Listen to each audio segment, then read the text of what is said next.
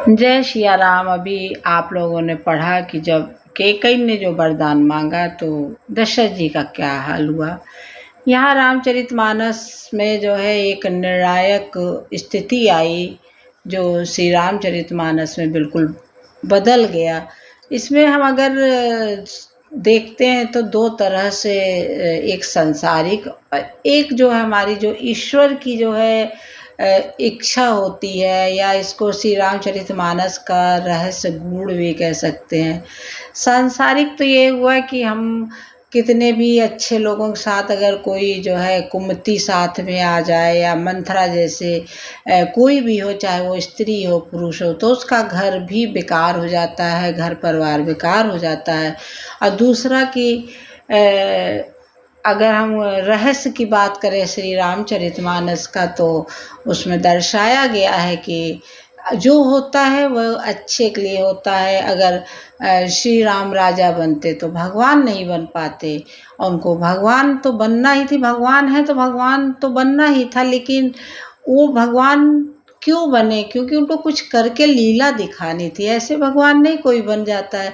तो उनको पता था कि संसार जो है जब तक करके नहीं दिखाएंगे तो लोग नहीं मानेंगे। तो इसलिए भी ये एक रहस्य था जो वो वनवास जाना चाहते थे, जिसमें बीच में हमारी जो है कैकई मंथरा जो है, कैकई और मंथरा का जो है एक रोल आ गया, जिसमें सरस्वती जी भी उनकी जुबान पे बैठी और देवता तो चाहते थे। अब हम आगे पढ़ेंगे कि द्वार भीर सेवक सचिव कयहि उदित रव देख, जागे अजहु नावधिपति कारण कवन विशेष। राजद्वार पर मंत्रियों और सेवकों की भीड़ लगी है। वे सब सूर्य को उदय हुआ देखकर कहते हैं कि ऐसा कौन सा विशेष कारण है कि अवधपति दशरथ जी अभी तक नहीं जागे। पछिले पहर भूप नित जागा, आज हम ही बड़े अचरज लागा। जाऊ सुमंत्र जगावहु जाई, की जही काज रजाय सो पाई। राजा तो नित्य ही रात के पिछले पहर जाग जाया करते थे, किंतु आज हमें बहुत आश्चर्य हो रहा है कि हे सुमंत्र, जाओ जाकर राजा को जगाओ, उनकी आज्ञा पाकर हम सब काम करें। तब गए सुमंत्र तब राउर माही, देख बयावन जाते डेराई। धाई खाई जनु जाई नहेरा, मानहु विपत विषाद बसेरा। पूछे को न उत्तर देई, गए जेहि भवन भूप कैकेयी। कह जय जीव बैठ सिरुनाई, देख भूप गति गयउ सुखाई। तब सुमंत रावले राजमहल में गए, पर महल को भयानक देखकर वे जाते हुए डर रहे हैं। ऐसा लगता है मानो दौड़कर काट खाएगा। उसकी ओर देखा भी नहीं जाता, मानो विपत्ति और विषाद ने वहाँ डेरा डाल रखा हो। पूछने पर कोई जवाब नहीं देता। वे उस महल में गए जहाँ राजा और कैकई थे। जय जीव कहकर सिर नवा कर वंदना करके बैठे, और राजा की दशा देखकर वे तो सूख ही गए। सोचे विकल बिब रन मही परयो, मानहु कमल मूल पर हरऊं। सच्चु सबीत सकई नहीं पूछी, बोली अशुभ भरी शुभ छूछी। देखा कि राजा सोच से व्याकुल है, चेहरे का रंग उड़ गया है, जमीन पर ऐसे पड़े हैं मानो कमल जड़ छोड़कर जड़ से उखड़ कर मुरझाया पड़ा हो। मंत्री मारे डर के कुछ पूछ नहीं सकते। तब अशुभ से भरी हुई है शुभ से विहीन कैकई बोली, परी न राजहि नींद निस, हेतु जान जगदीश। राम राम रट भोर किय, कहि न मरम महीश। राजा को रात भर नींद नहीं आई, इसका कारण जगदीश्वर ही जाने। इन्होंने राम राम रट कर सवेरा कर दिया, परंतु इसका भेद राजा भी कुछ नहीं बतलाते। आनहु राम ही बेग बुलाई, समाचार तब पूछे हुआई। चले सुमंत्र राय रुख जानी, लखी कुचाल कीन कछुरानी। सोच विकल मग परई न पाऊँ, राम ही बोले कयहि कराऊ। उर्धर धीरज गयउ दुआरे, पूछहि सकल देख मन मारे। तुम जल्दी राम को बुला लाओ, तब आकर समाचार पूछना। राजा का रुख जानकर सुमंत्र जी चले, समझ गए कि रानी ने कुछ कुचाल की है। सुमंत्र सोच से व्याकुल है, रास्ते पर पैर नहीं पड़ता, आगे बढ़ा नहीं जाता। सोचते हैं कि राम जी को बुलाकर राजा क्या कहेंगे। इसी तरह हृदय में धीरज धरकर वे द्वार पे गए और सब लोग उनको मनमारे उदास देखकर पूछने लगे, समाधान करे सो सबही का, गयो जहाँ दिन कर कुल टीका। राम सुमंत्र ही आवत देखा, आदर कीन पिता समलेखा।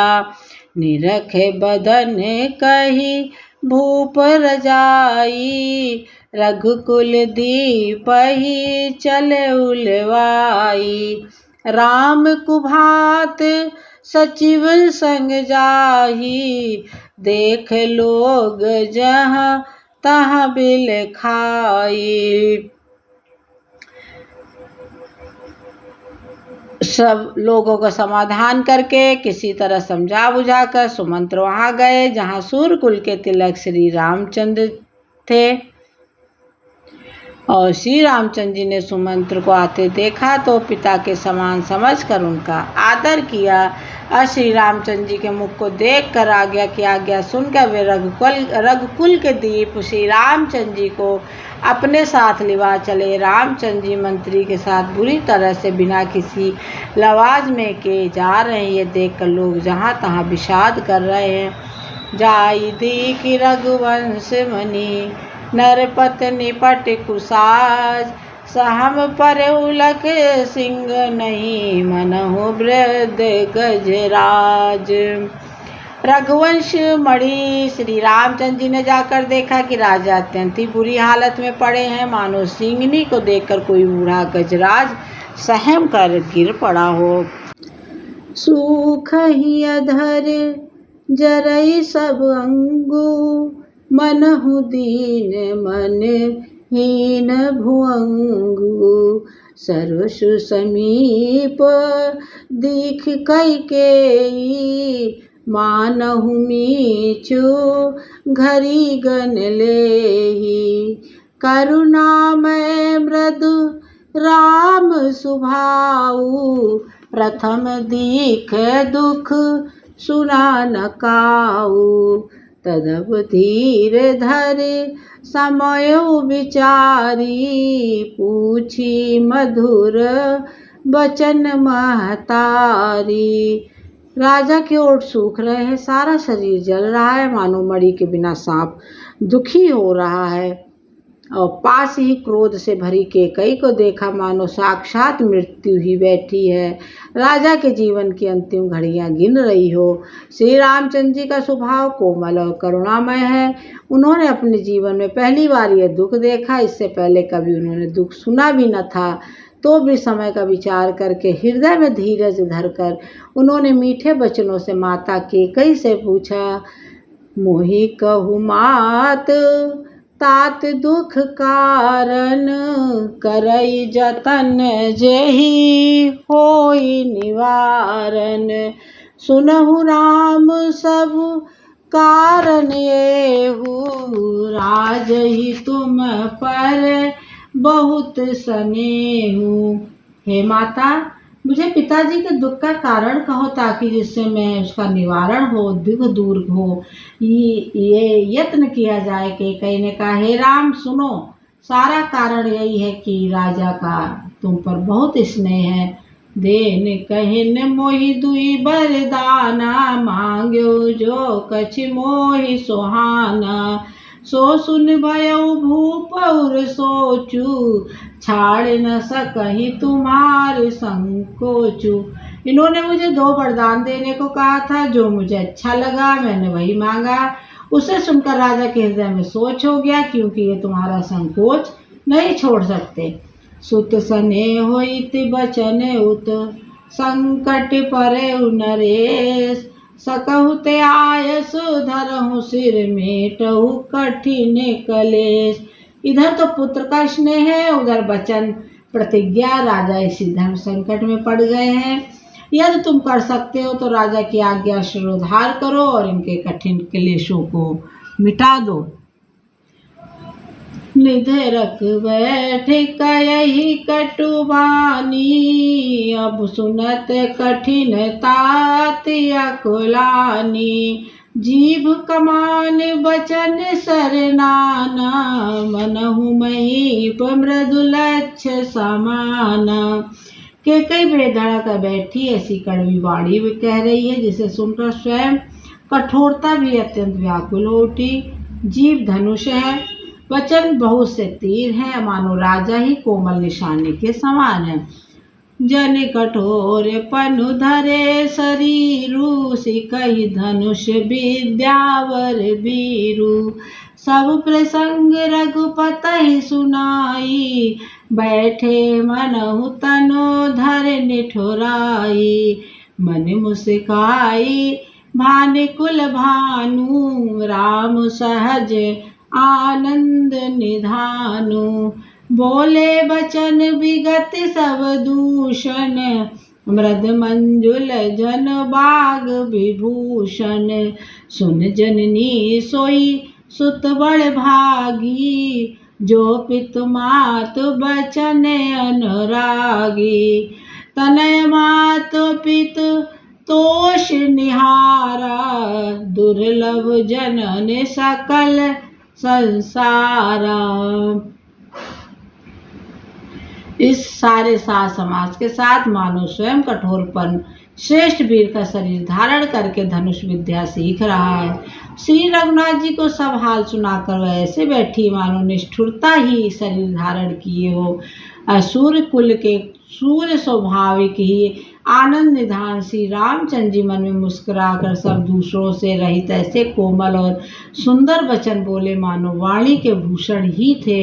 हे माता सुनो, वही पुत्र बड़भागी है जो पिता माता के वचनों का अनुरागी पालन करने वाला है। आज्ञा पालन के द्वारा माता पिता को संतुष्ट करने वाला पुत्र हे जननी सारे संसार में दुर्लभ है। मुनिगण मिलन विशेष बन, सबहि भांति हित मोर। तेहि मह पित आयस बहुर, सम्मत जननी तोर। वन में विशेष रूप से मुनियों का विलाप होगा, जिसमें मेरा भी सभी प्रकार से कल्याण है। उसमें भी फिर पिताजी की आज्ञा और हे जननी तुम्हारी संपत्ति है। भरत प्राण प्रिय पावहि राजू, विधि सब विधि मोहि सन्मुख आजू। जौन जाऊं बन ऐसे उकाजा, प्रथम गनई मोहि मूढ़ समाजा। सेवहि अरण्यु कल्पतरु त्यागी, परिहरे अमृत लेहि विषु मागी। तेउ न पाई अस समहु चुकाई, देख विचार मात मन माही।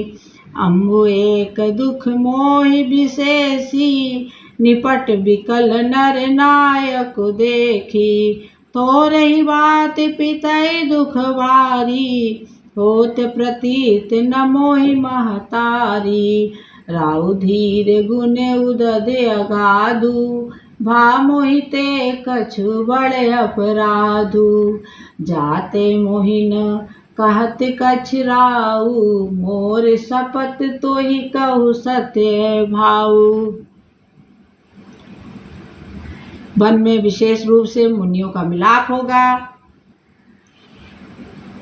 जिसमें मेरा सभी प्रकार से कल्याण है, उसमें भी मेरे पिताजी की आज्ञा और हे जननी तुम्हारी संपत्ति है और प्राण प्रिय भरत राज पावेंगे। इन सब बातों को देखकर प्रतीत होता है कि आज विधाता सब प्रकार से मुझे सम्मुख है, मेरे अनुकूल है।